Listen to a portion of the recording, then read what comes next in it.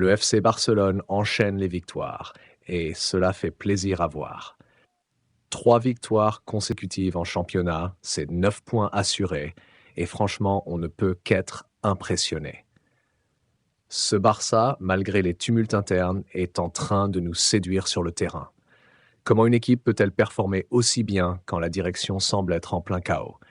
Eh bien, c'est exactement ce que fait le Barça en ce moment, et c'est presque un paradoxe. Prenons l'exemple de Dani Olmo, fraîchement enregistré juste avant le match, et heureusement, car dès qu'il est entré en seconde mi-temps, il a livré une performance qui a transformé le match.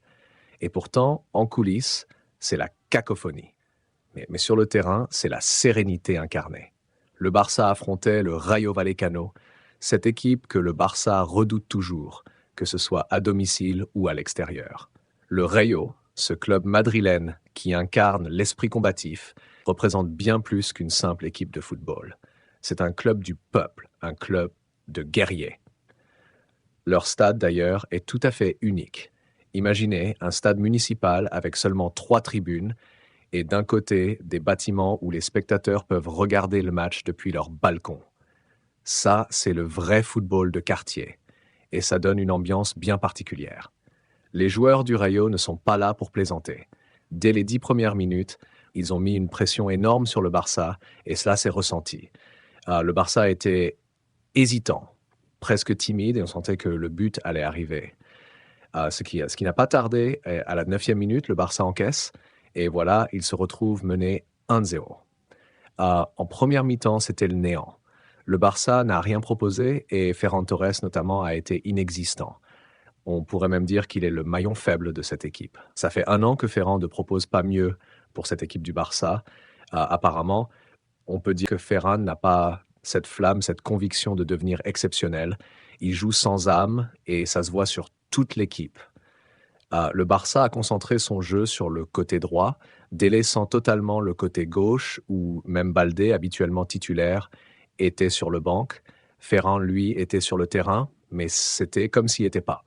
Heureusement, à la mi-temps, il a été remplacé par Dani Olmo. Et là, tout a changé. Dani Olmo a apporté un équilibre, une sérénité qui manquait cruellement en première mi-temps. Il a tout de suite créé des dangers après ses superbes doubles contacts et a ensuite délivré une passe décisive qui aurait dû se conclure par un but de Lewandowski.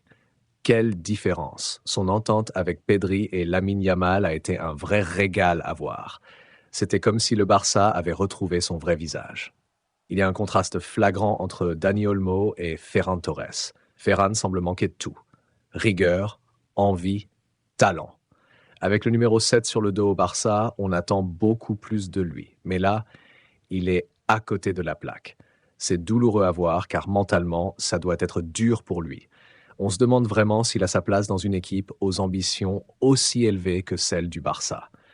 Le début de championnat est pourtant très prometteur pour le Barça. 3 matchs, 3 victoires et surtout des signes de cohérence dans le jeu. Les mouvements, les triangles, tout rappelle le meilleur du Barça, celui qu'on a tant aimé. On se posait des questions sur l'identité de jeu du Barça. Est-ce un football de transition ou de possession? On voit une équipe qui prend des initiatives, qui combine bien et qui montre des signes vraiment encourageants. Dani Olmo, par exemple, montre une intelligence de jeu impressionnante. Il sait exactement où se placer, quoi faire avec le ballon. Même s'il n'est pas toujours la première option, il prend les bonnes décisions. Lewandowski, quant à lui, reste une menace constante devant le but. Même si son but a été annulé pour une faute légère de Koundé, cela montre à quel point il est toujours aussi dangereux. Dani Olmo, lui, a marqué un but magnifique, mettant en lumière toute sa technique. Ce Barça est en train de redevenir une équipe séduisante, malgré tout le chaos qui règne autour du club. Et maintenant, parlons un peu d'abonnement. Si vous aimez ce que vous entendez, n'oubliez pas de vous abonner à la chaîne et d'activer la cloche pour ne rien rater des prochaines vidéos. Revenons-en au match. Le Barça pourrait bien enchaîner une 4e victoire avant la trêve internationale et avec 12 points, il serait dans une position idéale pour aborder la suite de la saison. Mais il y a encore des ajustements à faire. Par exemple, Inigo Martinez a parfois l'air perdu sur le terrain. Il doit mieux gérer certaines situations, surtout en fin de match, où le Rayo Vallecano a failli marquer à plusieurs reprises, mettant le Barça en difficulté. La défense doit être plus rigoureuse, surtout lorsqu'elle tente de jouer le hors-jeu de manière hasardeuse. Malgré tous leurs soucis financiers, le Barça montre des signes encourageants. Imaginez ce qu'il pourrait accomplir sans ces problèmes. Il continue de performer, ce qui est admirable. Rafinha, par exemple, se bat sur le terrain, même s'il n'a pas le talent pur de certains de ses coéquipiers. Il montre de la détermination et du cœur, ce qui est tout aussi important. L'entraîneur, de son côté, reste imperturbable. Même dans les moments difficiles, il garde son calme et ça se ressent sur l'équipe. Cette confiance est essentielle pour aborder chaque match avec sérénité. Le Barça joue bien avec une cohérence et une fluidité qui sont de bon augure pour la suite de la saison. Mais attention, il faut savoir gérer les jeunes talents comme Lamine Yamal pour ne pas les épuiser trop vite. Ils ont un potentiel énorme, mais il faut les ménager. Pedri est un autre joueur qui n'a plus besoin de faire ses preuves. Son intelligence de jeu est exceptionnelle et il sait exactement quoi faire sur le terrain. Lewandowski reste toujours aussi redoutable devant le but et cela est rassurant pour la suite de la saison.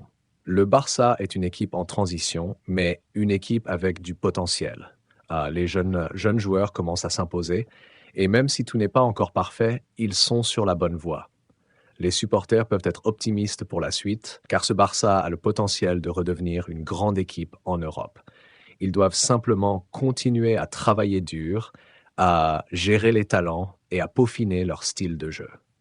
En conclusion, ce Barça est en train de se reconstruire.